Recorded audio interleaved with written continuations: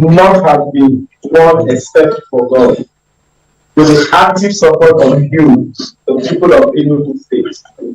While extending my gratitude to you, permit me to appreciate the current governor of our state and members of his cabinet, statesmen and party leaders, security operatives, religious leaders, civil society groups, and everyone who made this a reality. Like every electoral process, the journey of the last few months was intense.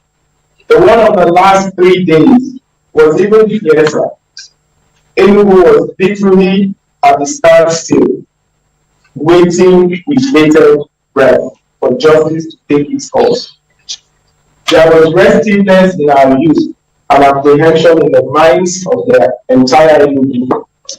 The fear was that there could be miscarriage of justice. On the street of Enugu, you could feel the palpable air of an overheated police brought by the prolonged, cautious road to justice of the last 72 hours. Let me salute the dogged resolve of the people of Enugu State. I must particularly single out the patriotic men and women who, inside rain and skill-pelting sunshine, chose to occupy the INEC office in the last 72 hours.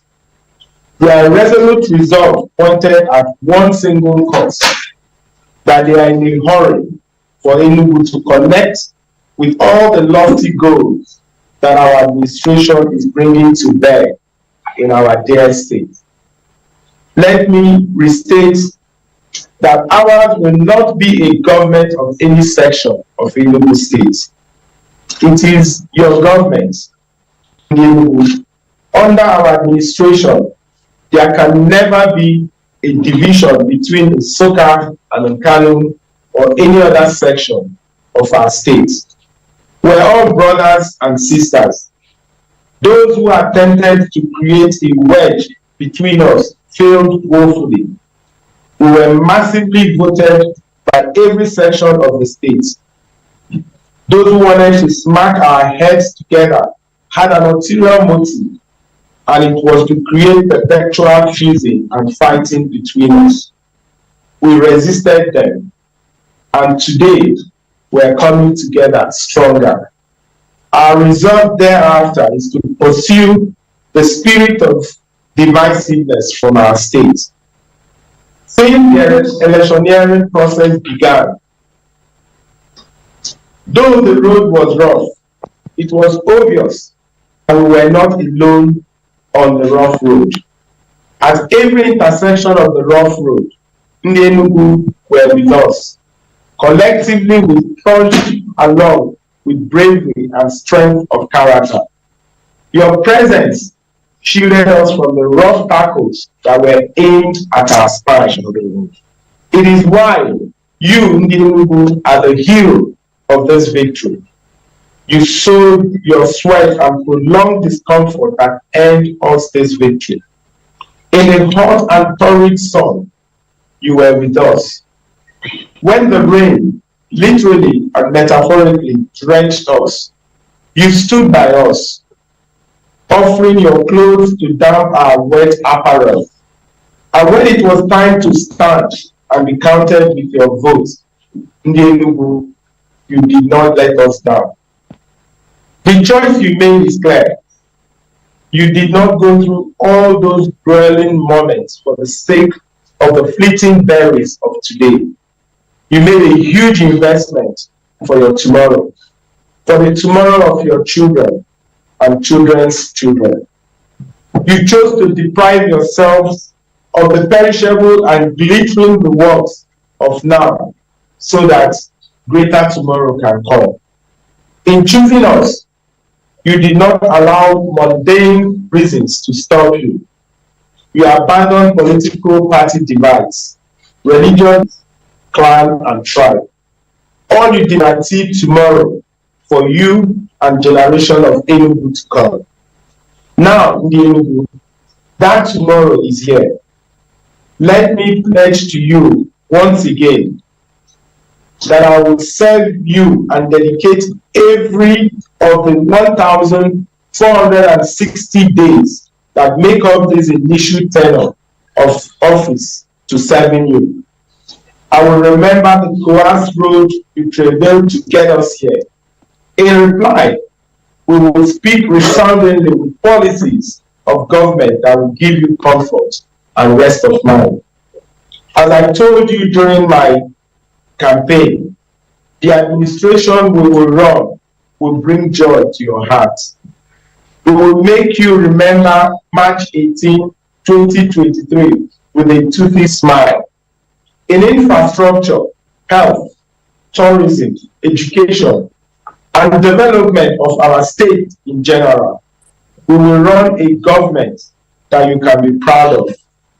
We're in a hurry to dualize Yababa, Ubogunike, Soka Road, build a monorail from Enugu to Soka, Udi, and Ogo, and construct a ring road to connect all the 17 local government areas of Enugu State. We're in a hurry to build a world-class theme park in Enugu. We're in a hurry to establish special economic zones in all the senatorial areas. And we're also in a hurry to establish special agro-allied processing zone and industrial park in all our senatorial zones. We're in a hurry to unleash the tech talents in our young people and grow and nurture their interest in business and vocations skills.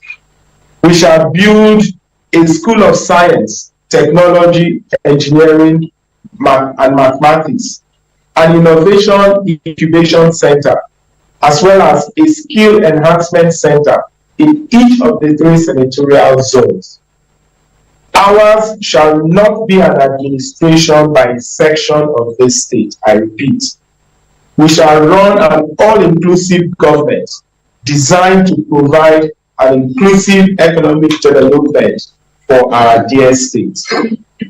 As we bring water to all homes in Enugu metropolis in 180 days of our being sworn in, we shall bring water in the shortest possible time to Soka, Oji River, Udi, Ogo, and others too. We shall frontally confront the infrastructural deficit in all parts of the state, and no one will be left behind. Let me at this juncture call on everyone to join me in this task of chiseling a great tomorrow from the rock of its despondence today. In the elections that we ran, we're all winners. No one is a victor, nor is anyone vanquished. The task at hand transcends emotions, politics, and other mundane divides. It is why I extend my hands of fellowship to all my colleagues with whom I ran the gubernatorial election. Our dear state is greater than all of us. Let us come together and give our people a tomorrow that befits their hard work, industry, and ancestry of greatness. Once again, I thank you for reposing your trust in me. Together, tomorrow is here. Thank you.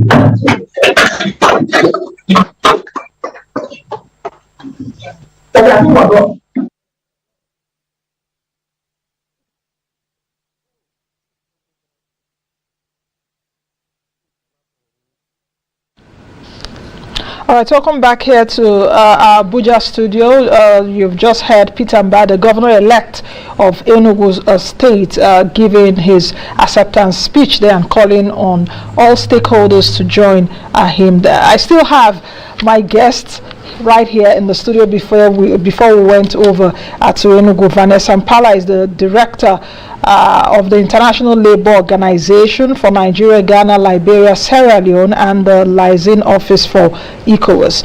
Okay, you were talking about the action plan, you were talking about Nigeria's employment policy. I will come to that later in just a few minutes.